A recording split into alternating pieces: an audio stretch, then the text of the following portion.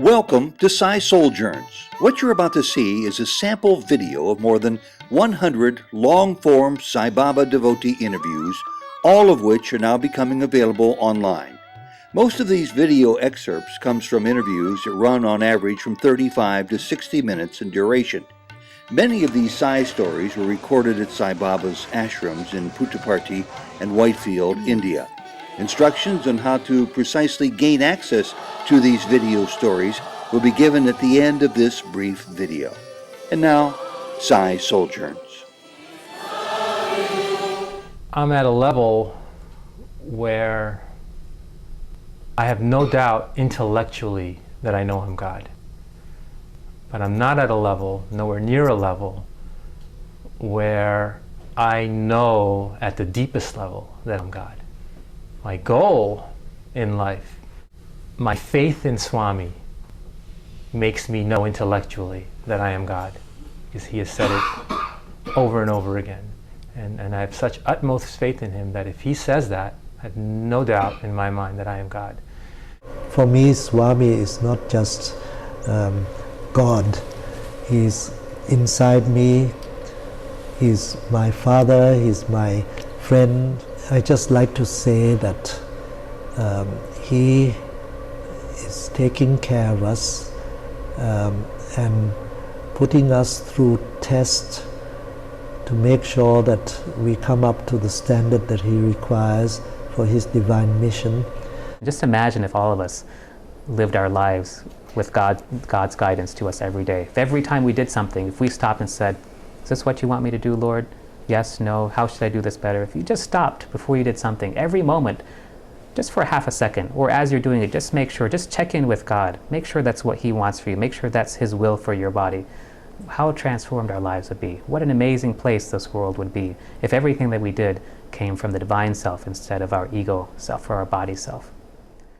Many Sai devotees, like Dr. Srikanth Sola, a full-time cardiologist at Baba's Super Specialty Hospital in Bangalore, have had multiple interviews and public talks videotaped, all of which will be posted on the website. What I do is in my daily practice, that is in this body's physical activities of the day. Start the day remembering Swami, knowing that God is everything. Thank him for the opportunity to worship him and glorify him through the actions and words and thoughts of the day. And I get guidance for the day.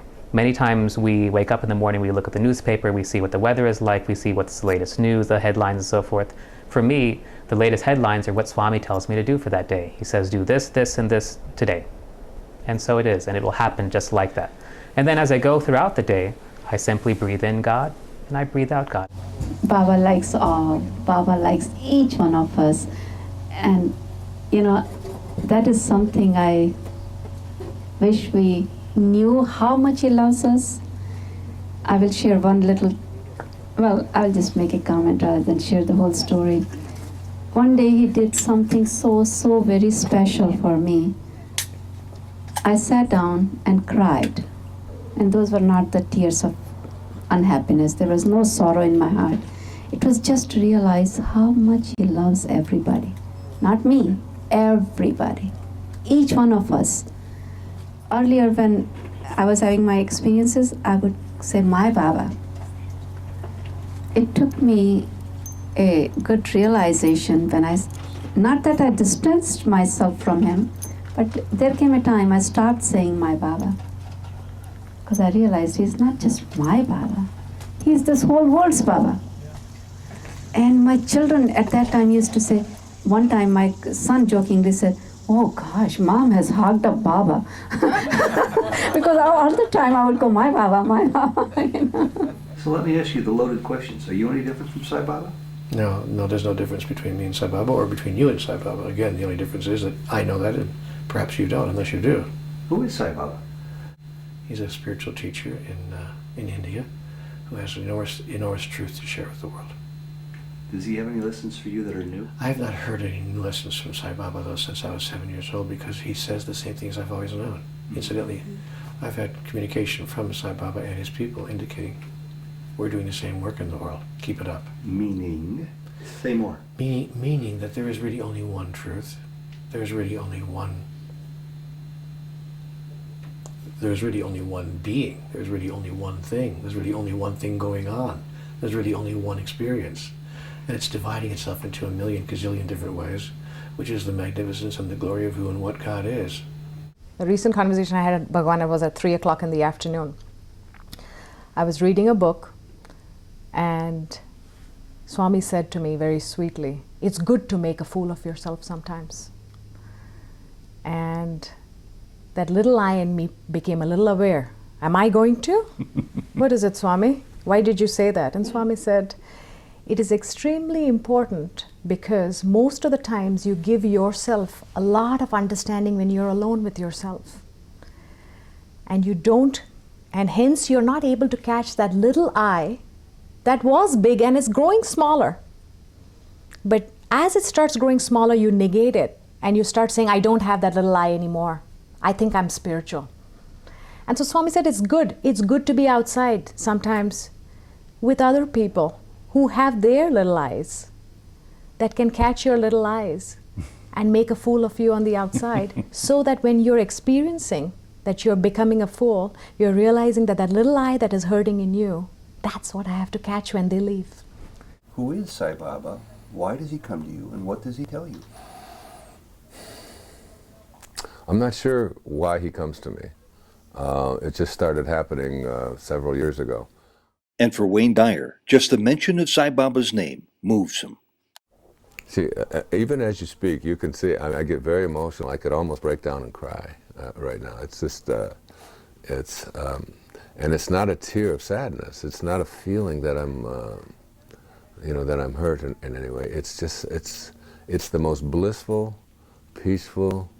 It's like, you know what it feels like to stand under a warm shower when you've been outside in the cold, and just, it's like having a warm shower running inside of you. He's one of those beings that calibrates at that exceptionally high spiritual level that is commensurate with Source. It's Source energy. He lives at Source energy. He is God. You see, many people have this false thinking that if you are spiritual, you have to be you have to be quiet, you have to go within, you have to sit quietly, and that's all true. But you see, if you go within and you touch your cord, the manifestation of that is to come out. Mm-hmm. The Atma, the Atmic soul, once we touch the spirit, it must come outside.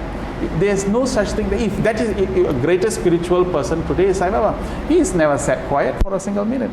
He has built a super specialist hospital, he has built a water project. It's a clear indication that service is the expression of the spirit. So what is this manifestation of service that we are doing in our respective countries? And what is the impact to nation? What is the impact to social consciousness and so on? The world will come to know what Sai Baba is and who he stands for. Sai Baba, the great teacher in India, always tells his devotees that there are three persons in you. The one you think you are, the body. You are not the body. The one other people think you are, the mind, the name. Ted, when I say Ted is stupid and you get agitated, you think you are Ted, but you are not Ted. The one other people think you are, that's not you. The one you really are is the I am principle. Just love, that's all. Love with all your heart and all your being. Love yourself, love others, and love God. And in that love, still your mind, still your ego, and see that you are that God that you've been loving, and that's all that you can ever be. Srikanth, thank you very much. Thank you, Ted. Sai Ram. Sai Ram. I'm going to do whatever it takes to change the world's idea about God, about life, and about each other. I'm going to spend every last moment and every last breath that I have doing what I can to help people to come to grips with an idea that maybe we don't understand all that there is to understand about this. I've been asked many times, if God could say one thing to the world, put it in one sentence, what would it be? I actually have a one-sentence answer for that. You've got me all wrong.